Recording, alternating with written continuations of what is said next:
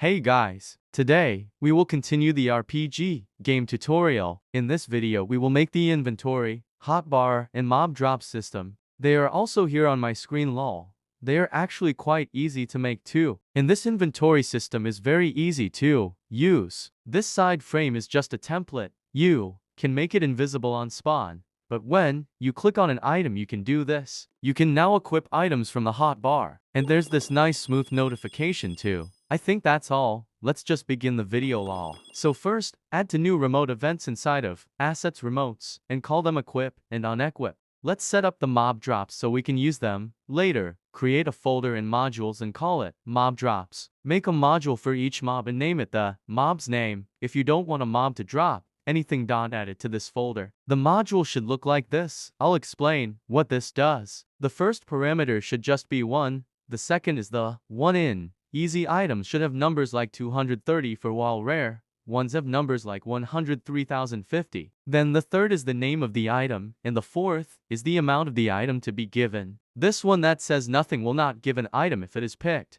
You can remove this to make it so the player is guaranteed an item. That's it for these modules. You can change them as you wish. Now make a folder in modules again and call it services. I'll leave this module in the description. Just add that into here and I'll explain what we will use this for. This module just randomly selects anything in a table, but the table must be structured like the one I showed you in the previous module or it will not work. It's kinda complex, but luckily you don't have to change anything. It is affected by luck too, which is really cool. Now let's just move on to the next module, the items. So, add a new module inside of the modules folder and call it items. Then just copy what I show you. So we are going to only need these two variables, but we will make 3 functions. This is the items list function. Just copy this and change it to fit your game. It's very simple. We will make it better in future episodes though. This also uses our older swords module. We will still need this for the main server script. Anyways, let's move on to the next function. We will do data saving for these items and stuff when we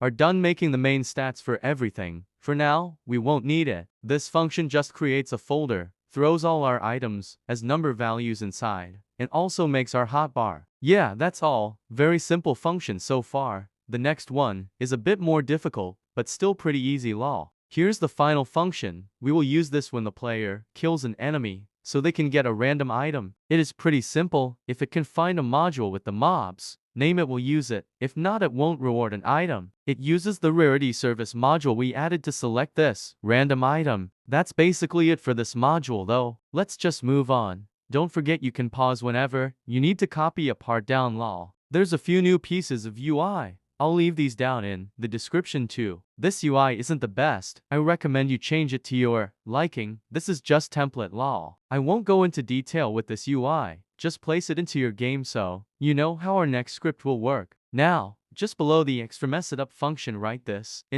up function down. It will make more sense in a second. Just before we do that though, we have a few new variables. The button and frame variables for the inventory and also the items module. That should be all the variables. Let's get back to the function. I'll explain what this function does. It first disables the normal Roblox inventory since that's boring. Then we have the frame stuff with the buttons close and open. This is the hotbar stuff. We will do this first. This uses our items list function from the items module too. All this does is make sure the hotbar value is a string and sets it all up. Icons and everything. When we click the hotbar, it will equip the item. If the item is unequipped, then it will reset it.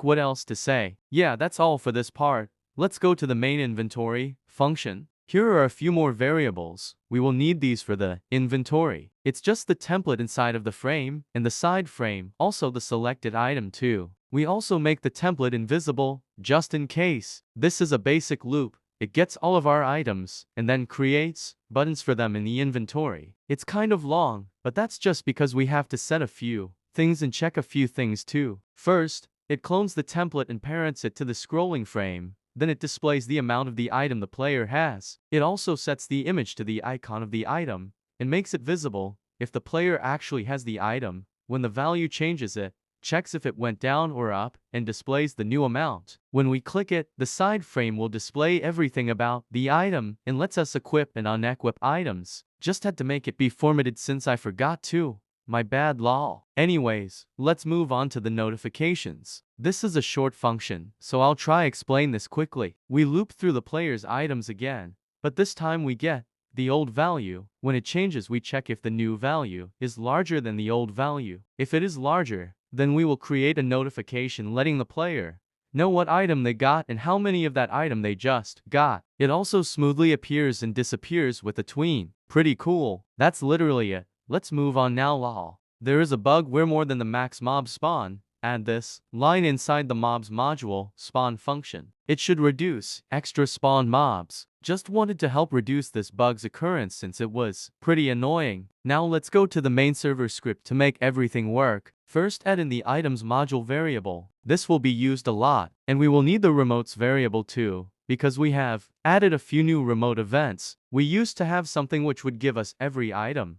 We no longer need that, so get rid of it and add a starter item instead. Now let's move on to making items equip. This looks long, but it's mostly just loads of if statements. I'll explain it quickly so we can move on to the next part. So this just gets the item we are trying to equip, makes sure it's valid, and finds if it's already equipped and a valid item slot for it. If we can find an item slot, then it will equip it to that item slot. That was just for the first status, hotbar. Now we will do the second one, tool. This one is a lot shorter, since we don't have to do as much. It finds the tool inside of the assets folder, so make sure your tools are named exactly as they are in the module. Anyways, if it can find it, then it will remove any previous tools the player has, clones the new tool, and lets the player equip it. That's all for the equipping function. Pretty cool. Let's now begin the unequip function. This just gets the item to unequip, sees if it can find it. If so, they will remove it from the hotbar, and any tool the player currently has equipped is also unequipped. That's all. It's a very short function lol. There was another bug with killing mobs. It was due to the loop when orbs were given. All you have to do is put it inside of a quarantine. Also add this in so we can give a mob drop when the mob is killed. That's all. Just a small but very useful fix. If you have done that alright, you should now have so much more added to your game. It's slowly getting closer to being complete every new episode. Also, let me know some ideas you have for this series. Join the Discord server too. Link in the description. If you need any help, feel free to ask here. Anyways, that's all for this video. If you enjoyed, like and subscribe. It really helps a lot and lets me know if you want more videos. Don't forget I have left the new UI in the description. See you soon. Bye.